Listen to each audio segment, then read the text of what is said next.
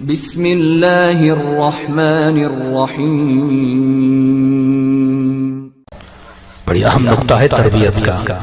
رسول خدا فرماتے ہیں اعقل الناس، سب سے عقل مند ترین انسان وہ ہے جو اپنے زمانے میں نگاہ بابصیرت رکھے۔ آنکھیں تو آپ سب کے پاس ہیں، لیکن کیا بصیرت والی آنکھ ہے کہ دشمن کے فتنوں کو سمجھو، حکم الہی کو سمجھو؟ اب سنو، چند واقعات سناؤں گا جس سے آپ کو سمجھ میں آئے کہ دین کا حکم اور ہے، رسول کی سنت اور ہے، اور وہ سنت کس زمانے میں تھی وہ زمانہ اور ہے۔ اگر صرف سنتوں کو دیکھو گے، زمانے کو نہیں دیکھو گے، اسلام سمجھ میں نہیں آئے گا، بلکہ تم مسلمانوں کو ہسٹری میں جینا سکھا دو، جس طرح آج مولوی اور آج کے مفتی کر رہے ہیں۔ ایک بندہ آیا مولا علی سے ملنے، کیا دیکھا؟ علی کی داڑھی سفید ہے۔ کہنے لگا کہ یا علی، آپ سنت رسول پہ عمل نہیں کرتے۔ مولا نے کہا کیسی سنت؟ کہ رسول خدا کا فرمان تھا اپنی داڑھیوں کو خضاب کرو اور اپنی شکلیں یہودیوں جیسی نہ بناؤ۔ مولا مسکرائے، فرمایا ہاں میرے حبیب نے یہ کہا تھا، لیکن وہ زمانہ اور تھا، یہ زمانہ اور ہے۔ زمانے کو سمجھنے کی کوشش کریں، جو کہا تھا اس زمانے کے لیے تھا، علی کا زمانہ اور ہے۔ کیا مطلب علی؟ فرمایا رسول نے کہا اپنی داڑھیوں کو خضاب کرو، اپنی شکل یہودیوں جیسی نہ بناؤ، کیونکہ یہودیوں کی داڑھیاں سفید ہوتی تھیں۔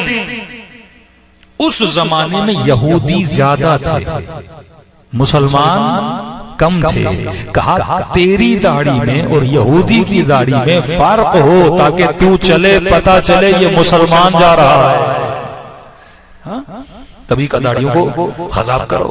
کہ آج یہودی اقلیت میں ہیں، ہم اکثریت میں ہیں، اسلام اتنا پھیلا اب کوئی یہودی ہمیں نظر ہی نہیں آتا، تو اب ہم موازنہ کس کے ساتھ کریں؟ آج سب کے سب مسلمان ہیں، تو اس وقت خضاب کرنے کی ضرورت نہیں ہے۔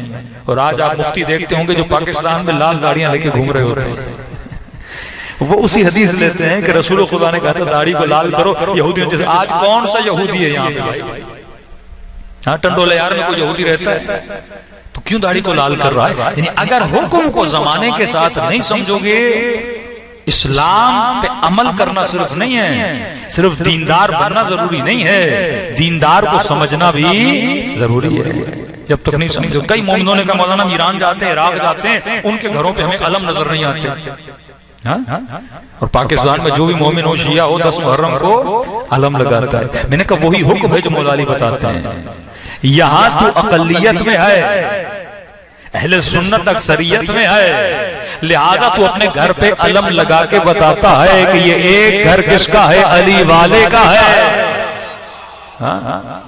پتا چلے نا، کوئی نشانی تو ہو یہاں پہ۔ لیکن میں نے کہا ایران چلے جاؤ، قم چلے جاؤ، مشہد چلے جاؤ، سارے گھر علی والوں کے، کوئی ایک بھی نعمانی وہاں نہیں ہے، ایک بھی غیر علی والا نہیں ہے، تو وہ کس کو دکھائیں کہ ہم شیعہ ہیں؟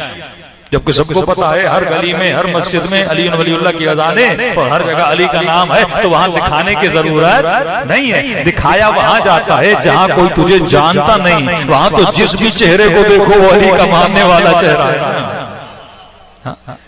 تو اب بندہ یہ سوچے نہیں یہاں پہ میں نے علم لگایا ہے تو ایران جاؤں گھر لوں وہاں پر بھی علم لگاؤں، تو مطلب تو احکام کو سمجھ نہیں رہا، صرف حکم اسلام کو نہیں سمجھنا، اپنے زمانے کو بھی سمجھنا ہے، میں کس زمانے میں رہتا ہوں، بصیرت ہونی چاہیے۔ مولا فرماتا ہے المؤمن کیس، مومن تیز ہوتا ہے، مومن ہوشیار ہوتا ہے، اپنے زمانے کو سمجھتا ہے۔ پھر امام ہادی، امام دہم، 10ویں امام کی حدیث ہے، صلوات پڑھے مولا کی شان پر۔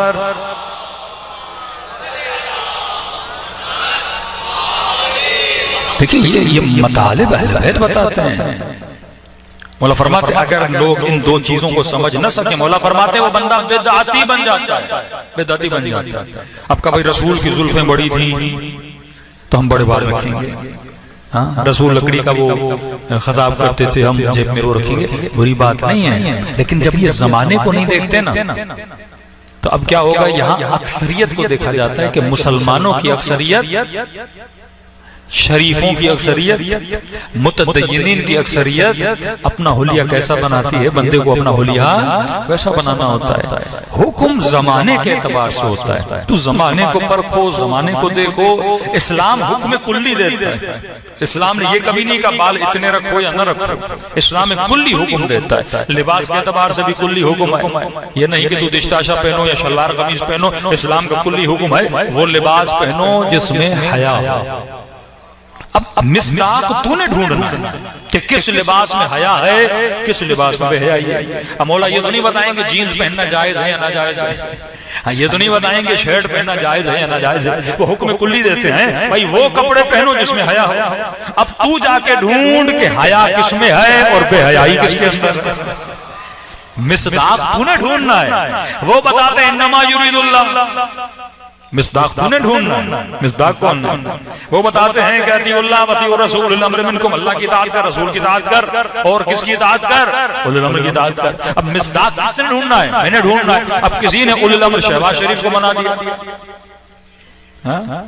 اب مصداق آپ نے ڈھونڈنا ہے نا کہ بھئی اولی الامر کون ہے۔ قرآن اصول دیتا ہے، تجھے مصداق ڈھونڈنا ہوتا ہے۔ رسول فرمان دیتے ہیں، تجھے زمانے کو پہچان کر ویسے حکم کو بیان کرنا ہوتا ہے۔ مولا سے امام عادی فرماتے ہیں کہ اگر کسی زمانے میں جور یعنی ظلم پر عدالت حاکم ہو جائے، مطلب تم کسی ایسے ملک میں رہتے ہو، اب وہ کافر ملک ہے مسلم وہ بات نہیں ہو رہی، لیکن اس ملک میں عدالت ہے، مطلب انصاف ہے، مطلب کوئی گناہ کرے اسے سزا ملتی ہے، کوئی چوری کرے اسے سزا ملتی ہے۔ فرمایا ایسی سوسائٹی میں، ایسے ماحول میں بدگمانی کرنا حرام ہے۔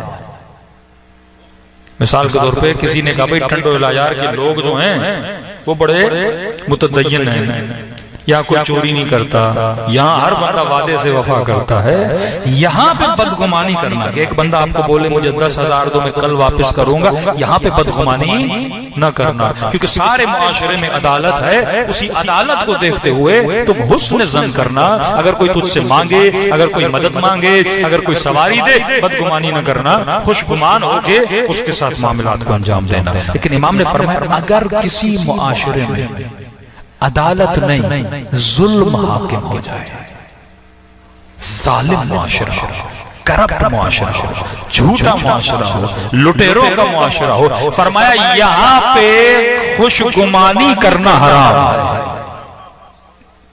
یہاں بدگمانی کرو۔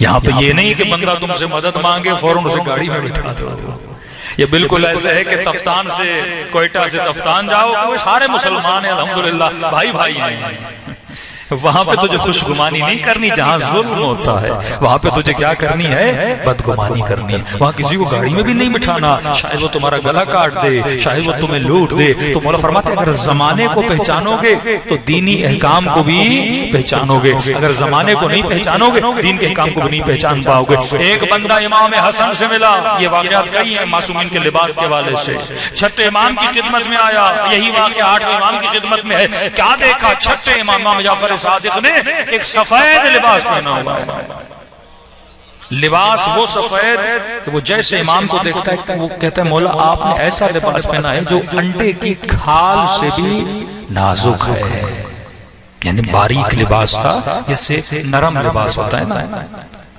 مہنگا لباس۔ امام کو کہنے لگا کہ آپ نے کیسا لباس پہنا؟ آپ اپنے دادا کی سنت میں نہیں چل رہے،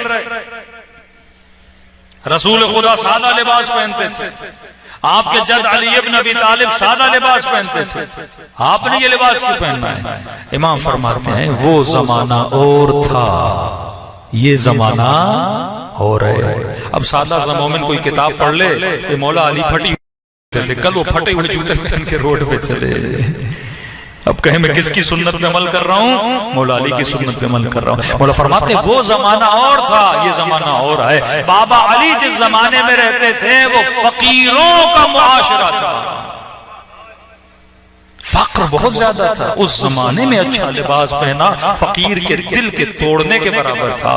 اور امام حاکم تھے، حاکم وہی لباس پہنتا ہے جو رعیت کا لباس ہوتا ہے۔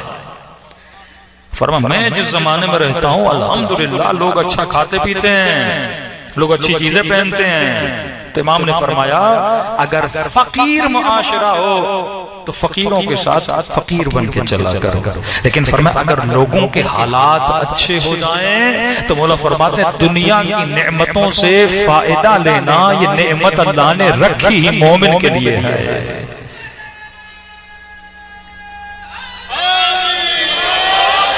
یہ نعمت فاسق کے لیے نہیں ہے۔ چوتھے امام زین العابدین علیہ السلام ملتا ہے چوتھے امام مدینے میں جو مولا کی سواری تھی وہ سب سے مہنگی ترین سواری، مولا جس اونٹ پہ سوار ہوتے تھے وہ سرخ بالوں والا اونٹ، یعنی اس وقت کا سب سے مہنگا اونٹ تھا، امام چڑھتے تھے۔ کسی نے مولا کو کہا مولا آپ اتنی مہنگی سواری پہ؟ امام فرماتے اس اونٹ کے ذریعے میں معاشرے سے عزت لے رہا۔ اب دیکھنا پڑے گا نا چوتھے امام کا زمانہ کیسا تھا۔ ہر زمانے کا معیار اپنا ہے، اگر تو زمانے کو نہ سمجھے۔ آج سب سے بڑا مسئلہ یہ ہے کہ مومن زمانے کو نہیں سمجھتا۔